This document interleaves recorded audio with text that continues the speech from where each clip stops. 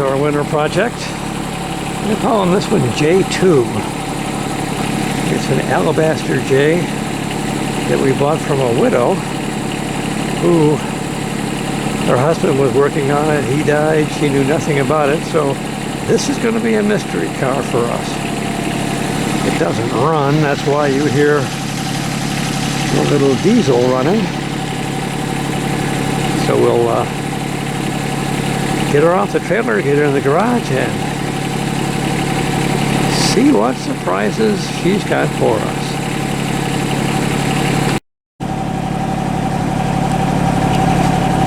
It's a California car. She's got AC. It's been repainted. That's a pretty good job.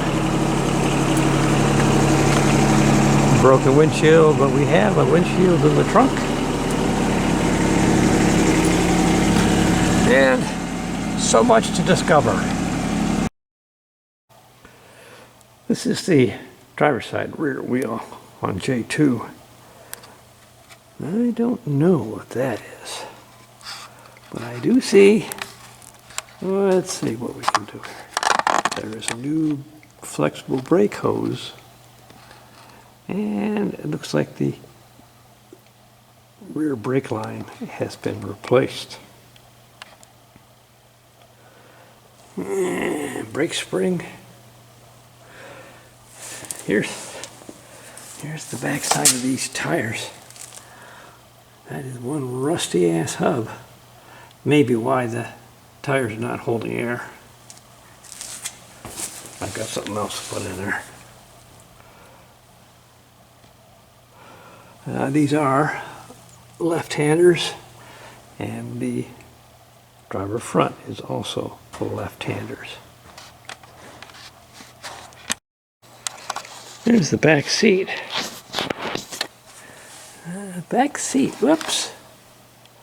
Back seat may come up with leather treatment. That is the anchor and ratchet mechanism for this seat belt that they have run into this hook and then down, and so it's a 3-point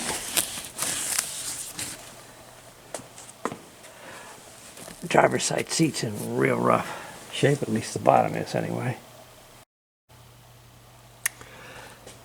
This is the negative battery terminal. They used a positive terminal. You can see the flag for the solenoid. They used it as an anchor brace. Well, you can do that. If you notice, have you ever seen a water pump belt run power steering pump?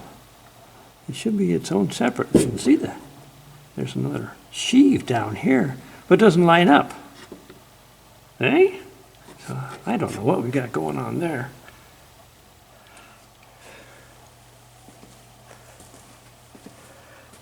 There's your radiator number, 2276852. I think that is correct, J. Inner fenders don't have cutouts, and I don't know why when they're black. Hooking up the jump box, power window, driver's side works, but only with the key on, like the other J. Passenger side goes down, that one tries, and this one seems to be dead. Both tail light, marker lights, license plate light is illuminating. Parking lights are dead. Yeah. Absolutely nothing from the dashboard. I removed the back seat, and much to my delight and surprise, those are the original front belts for the J. They've got the recess for the decal. So whoever installed these 3-point belts, they put those in the back. That's great. These 3-point belts, they say Brooks on them. And the only way they work is you got to take the shoulder strap and the seat side. That's your one buckle, which this will fit through. And so you end up with a 3-point lap belt. They're going to come out. Whether they go back in or not, we will see. Well, pleased that the floor is solid. There is the lower seat section. Underneath it did not have a build sheet.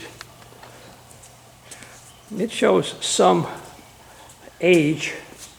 We'll hit it with the Lexol interior restoration thingers. See what we can bring up. So the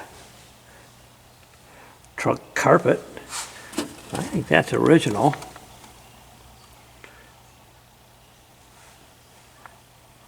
And I'm not going to be working on the trunk for a while, so we're going to leave that. But up on the trunk lid, there was this sticker for JCPenney tires, and it's got somebody's name on it out in California.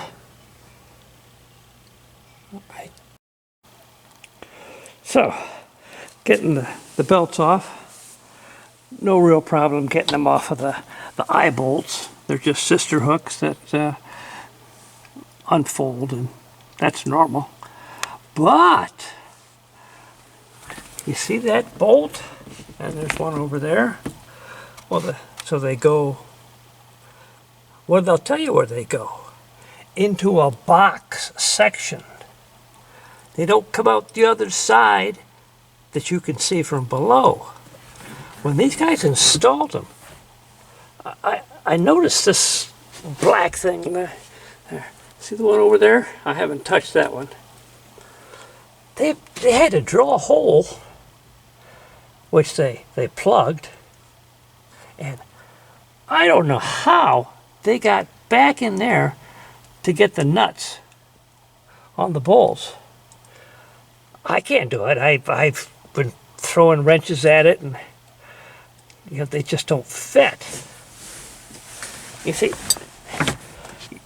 you're trying to get a wrench in this hole and then down over to there to catch a nut. Well, maybe if I bent the wrench or something, there might be a way to do it. Well, it took a while, but I finally got this one to come out. And I just took my impact and a pry, and I just kept spinning it. It took. Eventually the nut on the other side gave up, and it came out. Boy, but how they put that in there. This is a blind box section. You can't get to it. No matter, we move on. So I removed the back seat. The rear speaker area, stuffed with newspaper. But more importantly, I think that is the back side of the build sheet. I'll fuss with it later. Well, I took one of those newspapers out, and I see a date of February 1975. Well, here's both anchors finally off. I tried chisels, and that was not a good idea. Finally, just the Sawzall. I got it down behind the carpet and was able to cut the bolts. That was an adventure I wasn't expecting. Moving on. Managed to remove the seat belts. These, let's see if I zoom on it. The remnants of that bolt and over there, which held the inboards. Again, I don't know how they did it, but behind those is a channel that once again they managed to fish nuts into, and I couldn't get at them, so I ended up grinding the heads off. And remove the passenger seat. The 4 nuts and studs, perfect, came right out. A lot of yellow snow, of course. And I see now, these seats have been painted. That's why they look halfway decent.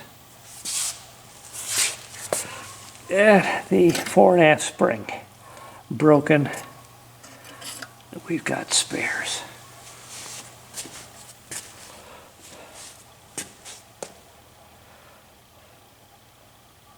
Making some progress. We have just removed the build sheet, which you saw down in there. We just took wire ties and zipped the springs up out of the way, and build sheet came out nice and easy. And here she is.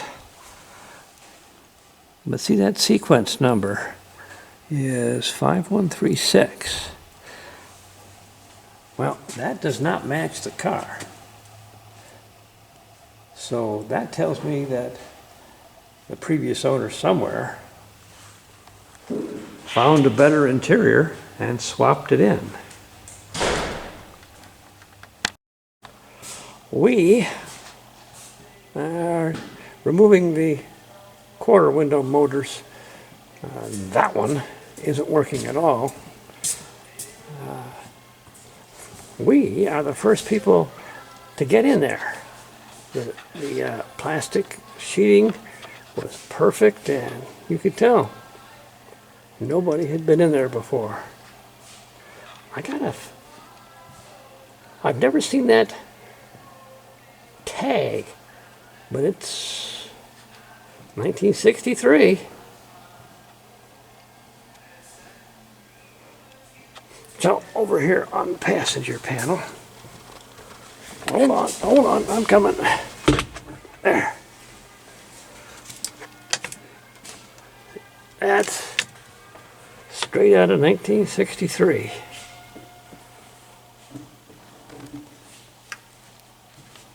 In fact, these panels are so good, I'm going to reuse them. Well, here's this tag that I was pointing out. There's nothing left that is readable on it. But see how it was wired in. I suppose it's useless since it says nothing. And we move on. We have this window motor out. We will give the window tracks a freshening and the motor a freshening and reinstall. The dimmer switch tested, and I do now have operating high beam. I took memory cloth to the socket and she's working. I also lubricated the parking brake release mechanism. Working nice and smooth.